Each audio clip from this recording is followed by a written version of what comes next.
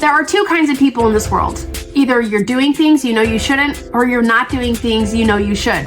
Guess what? We're both. Hi, I'm Marcy Barker, life and business coach, aka your loving kick in the pants. This podcast is here to help you become accountable with aligned action and become boss-minded while growing a business without sacrificing what matters most. Let's dive in.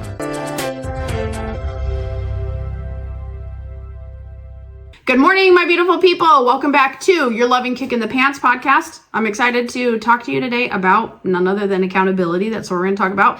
But I want to put a different spin on it. And guess what? This month will be the year that I celebrate 10 years in business. So isn't that crazy? Look forward to future episodes this month about things I've learned in business. I'll probably do like 10 important lessons I learned. Because being in business for 10 years, that's a big deal. I don't know about you guys, but I went through like a big crisis when I hit 5 years in business, and I can share more about that. But 10 years, I'm like, I've been on this road for a long time, and I am so excited to just kind of bask in not just the success. Success is not the right word, even though I've had success. It's more like growth. I have experienced a lot in 10 years, but I'm also really grateful for the growth that I have experienced because I've set up things in my life and my business that are going to outlast me. And I'm really proud of that.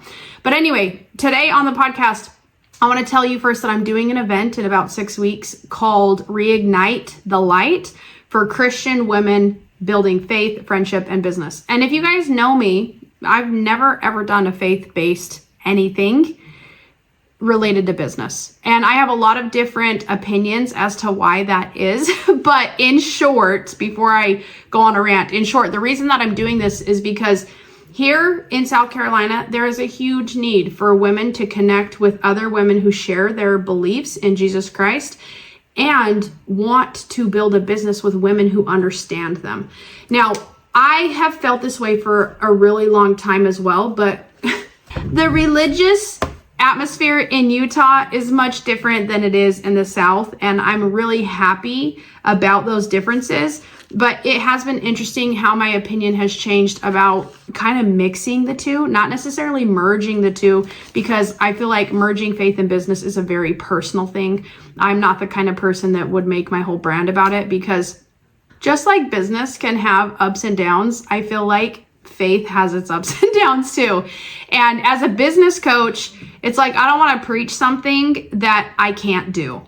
So I've had to take my business journey very slowly. Like I said, I've been in business 10 years. There's been a lot of great things with that, but there's been a lot of huge mistakes that I've made too. And I feel like mistakes in business are great for other people to learn from, but mistakes in your faith, that's like a really personal thing. But the culture in Utah is very much like you're either LDS or you're not. And if you guys know me, you know that I'm a member of the Church of Jesus Christ of Latter-day Saints. And if you don't know me, then there's a fun fact about me. If you could tell by the way that I looked or talked or whatever, like bonus points for you. But if you haven't noticed, that's okay, because I don't advertise it a whole lot. Because I would rather people know by the way that I live instead of me telling them. But anyway, my views about religion and faith and how they tie to business has really changed since moving out of Utah. And to preface some of this, to give you context about my opinions, and I want to just tell you guys right now, I am not perfect. I used to be a very judgmental person, but if you knew some of the experiences I've had growing up, you would know why I was trained to be that way. And I'm trying to release some of those judgments that I've had, but I'm also trying to tread lightly, because I feel like everything has a journey, everything can unfold. And growing up in business and faith, I'm going to rant. You guys just take a deep breath and promise you won't judge me. I'm just talking out loud, and I hope that you will value the frankness of some of these thoughts that go on in my brain, okay? So let's start with like history of growing up, of some of the views I had around people having done business with their faith, okay? So number one time there was a guy, I don't remember his name. Actually, I do. I think it was like Southwick or something. He was a big person in Utah, made a lot of money, and he scammed a lot of people. I think it was really related to real estate or something. But when people were asked, like, how did you fall for this guy's scam? People were like, he had a temple recommend. And he was just like me. And I trusted him because he had a temple recommend. And I was like, that is crazy. That is insane. So I never wanted to be a person that was like, let me get you to trust me because I have a temple recommend. You guys, I've had an active temple recommend for 18 years. Okay. But I've never, ever thought about using it to like get people to trust me. So I'm careful about that. The other thing that is like a really funny thing in Utah is all the people doing MLMs and direct sales. And Utah is like one of the biggest hubs for where these new things come out. And there are a lot of people that are not just scammed by MLMs, but like severely burned, like people putting their life savings into a dream that somebody sells them. And you guys, I've been a part of them in the past. One of the first ones I ever joined, I was a newlywed at 18 years old. My dad got me into it. It was called ACN, and it was about like switching over your phone provider to get a cheaper phone bill. And I was trained to call people on the phone and ask for a huge favor. And the person who made a lot of money in the upline was like, you just got married, you're a newlywed, you need to play on that. You need to call all the people who came to your wedding and say, I'm trying to start my new life with my husband and we want to have babies. And can you do me a huge favor? So I was taught, this is so sad, but I made some of those phone calls. And I was taught that you go and talk to people who would know your same values because they're more likely to support you. So that was another experience. Another time that was, I guess, negative is my dad was a bishop, and in our church, the Church of Jesus Christ of Latter-day Saints, there is, as we know, billions of dollars ready to help people. So when somebody comes to the bishop and asks for help, they have the option of giving them a food order. A food order is a piece of paper. Somebody goes to the person in need's home and helps evaluate the food that they have and say, okay, what do you need for meals for the next 2 weeks? And we would go through, and I've done these before too, because I've served in the Relief Society, and you sit down, you say, how many cans of beans do you need? How many bottles of syrup? How many pancakes, spaghetti, whatever. And people can go to the bishop storehouse, they take their paper in, and they can go get all of this free food. And I have had people receive a lot of free food, but then also spend their money in ways I didn't think was okay. I've also had kids who were my friends in middle school bully me for my beliefs and talk crap on my church, and then I'd be over at their house eating food just to find Bishop Storehouse food in their cupboards. So they're receiving assistance and food from people who they're talking crap on and using it to get ahead. So there's a lot of things in my brain that I was like, I don't want to mix business and my faith because I think it's just too blurry. And honestly, I'm not a perfect person. I don't think I could separate the two to say, trust me in business, but also like I might do things over here that you don't agree with. Okay. So there's also people, this is a hot take. I know not everybody agrees with it, but let's say somebody is selling like cute digital prints of temples. If you're not a member of the Church of Jesus Christ of Latter-day Saints, you're probably not going to want to purchase a print of a temple. But because the artist knows that there's a lot of people who put temples in their home, they're going to sell only to members of the church. I've never really agreed with that. I don't really like that. So I've always stayed away from it.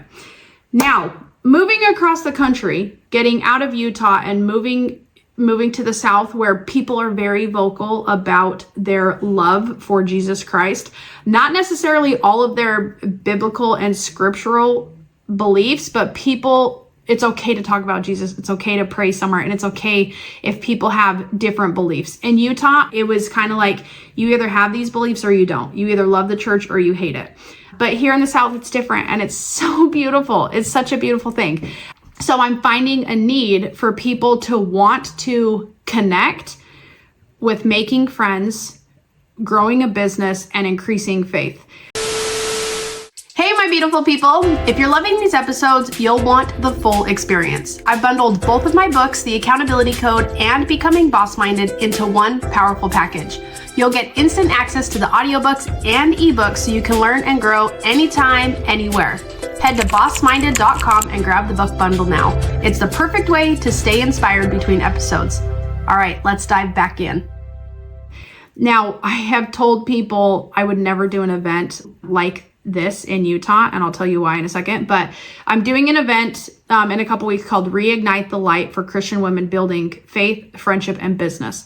And to be able to mix those together, such a beautiful thing, because from my transition from Utah to the South, I have really had to expand and nurture and grow my faith. I have definitely had to expand, grow, and nurture friendships because I moved here not knowing one person at all. And business, same thing. I've had to expand, nurture, and grow my business because all of my clientele were based in Utah. So I've expanded big time. So as I've been working on these things, I have noticed that there has been a lot of opportunity for me to do that without judgment. But if I was going to do that in Utah, this is so sad. But again, please don't judge me because these are thoughts that go through my mind. So hopefully it resonates with you. If it doesn't, I hope that you can just better understand why some people think this way. So let's talk about building faith first. In Utah, I'm talking in very general. Building faith means being stronger in your religion, not necessarily being stronger in your faith in Jesus Christ. So if you are going to build up your faith or become stronger in Utah, it might look like attending church, accepting your calling, going to the temple more, doing your ministering. For me, that's how it looked because that's how I was raised, okay? But here in the South, me building my faith is like really digging into the parts of the gospel that are separate from culture because I don't have the Utah culture here. I'm so thankful for that. But that takes us into our next thing, which is friendship. When you are active in a church, especially the LDS church, you have like built-in friends. And I'm saying that as in you get put in an organization with people your same age. You might take a calling with other people who you're going to serve closely with. And you might also find that a lot of your people in your church, they're right there in your neighborhood. Like your neighbors are automatically your friends because you see them every single week. Making friends, if you're open and not closed off to it, is very, very easy when you attend church. Here, you move to the South and you're going to get a ton of people asking you, do you have a church yet? Do you have a place of worship yet? And sometimes I don't know how to answer that. Well, I didn't know how to answer that because I was kind of like, I'm LDS. The church is the same everywhere. Like we have a built-in church no matter where we go. And so building friendship, if sometimes people have to start with finding a church first. So putting the ability to find friends is like way harder until you find a church. So there are a lot of people here who are feeling the effects of not having true, deep friendships. Now, in Utah, Utah is growing massively for how fast business is booming. But you also, like I said, you have the hub of MLMs and direct sales. You get a lot of people who are burned. Their business is burned. Their faith gets burned because of things that happen in business, people at church. And then you also have friendships that are burnt because of the business. They won't support me or they're doing this. Like even one time, this was not somebody that I knew personally, but a girl in an LDS church had a really big following and she was getting a lot of hate online for different things that she was doing. And she found out that some of the people hating on her online, like as keyboard trolls, were in her ward, in her own church. So her ability to grow and impact a business is also fading into faith and friendships, okay? But here in the South, if you want to grow a business, it's almost like it's a more personal thing for you to include your friends and your faith in your business. People are not growing their business by capitalizing on faith. But I'm also saying that like every single church here is a business. So that's kind of weird. That's a new thing that I'm learning about too. I have a friend who is a social media marketer and I'm like, who's your ideal client? She's like, churches. And I was like, that is so odd to me because the LDS church has their marketing down packed. They have whole departments for that. And it would be insane for somebody like me to be like, let me manage your social media. Like the church has 18 million members now. I don't even know what it is.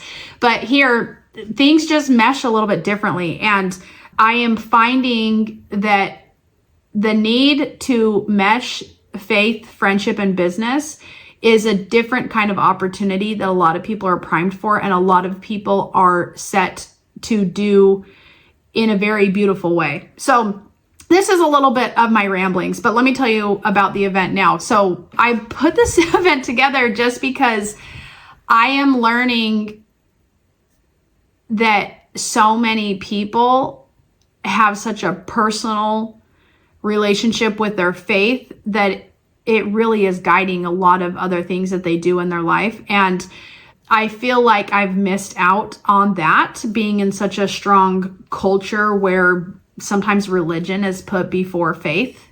and here I'm like, we have an opportunity to put faith before anything else in a way that's going to benefit our friendships and benefit our business too.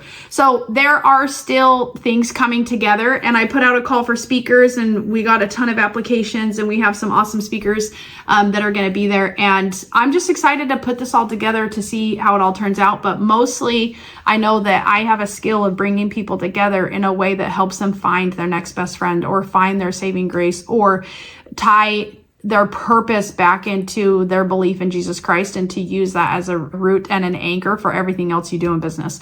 And I was just talking with a brand new client about how I can look at my board. I have my vision board, and I have my year at a glance right here. And even though I have really amazing business goals, the very first thing that is at the top of my list for my goals that's more important than anything else is to have regular healthy meals with my family at the table. And that's because that's the most important thing to me in my life. If I'm eating at the table, I'm putting care into what my family needs, and we all sit around the table and we pray together. And that is most important out of anything at all. So I wanted to put together an event where I could not just create an environment for people, but also learn more about how people intertwine their faith and their friendships and their business. So it's going to be a really, really good event. But I was trying to think about my favorite scripture and about accountability, because I'm a very black and white person. And like I said, I learned to be very judgmental about things. And, even my dad would say a lot of things like, priestcrafts, you shouldn't be capitalizing on members of the church and selling them something. And so I've always had a really interesting relationship with that. I also have talked to somebody who, she said her mom was a fitness instructor, and while her dad was in medical school, the mom taught as many classes as possible to put her husband through medical school, and people at church expected the mom to teach fitness classes to women in the ward for free. So it's like, it can be really, really interesting. But my favorite scripture ever growing up is in the Book of Mormon, and it's in Moroni chapter 7, verse 11. And it says, "For behold, a bitter fountain cannot bring forth good water, neither can a good fountain bring forth bitter water. Wherefore, a man being a servant of the devil cannot follow Christ. And if he follow Christ, he cannot be a servant of the devil." And that's one thing that's really guided me, I think, in my black and white decision making of, if I am choosing good, I need to choose good. And if it's anything other than choosing good, then it's probably moving me in the wrong direction. So that is one thing that has always directed my decision making. And when we include some of those beliefs that are deep to our core and we bring them back to the anchor of our faith, it's going to really make a difference in how we move forward. So please forgive me if I'm not like a scriptorian, because I'm not used to counseling my clients on scripture or their personal beliefs. I'm very much like, whatever your pace is, I'm going to match it.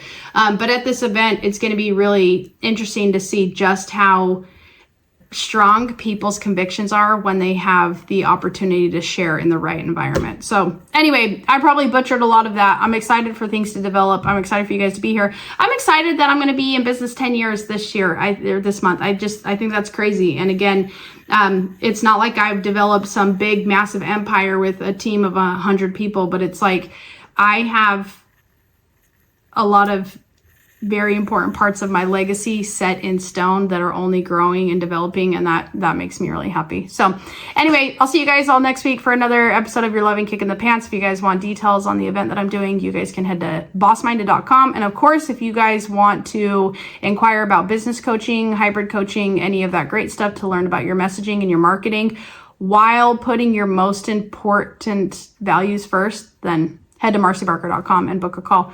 But other than that, see y'all next week.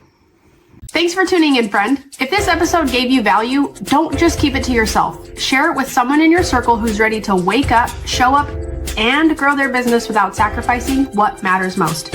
When you do, you're not just helping them, you're building your network of like-minded leaders. And I'll say this plainly, leaving a kind review matters more than you know. It helps more people find the show, and it keeps the momentum going. So pause for a moment and please drop that review. Lastly, if there's a topic you want me to cover, I want to hear from you. Reach out because this podcast is for you and I'm here to serve. Until next time, stay boss-minded.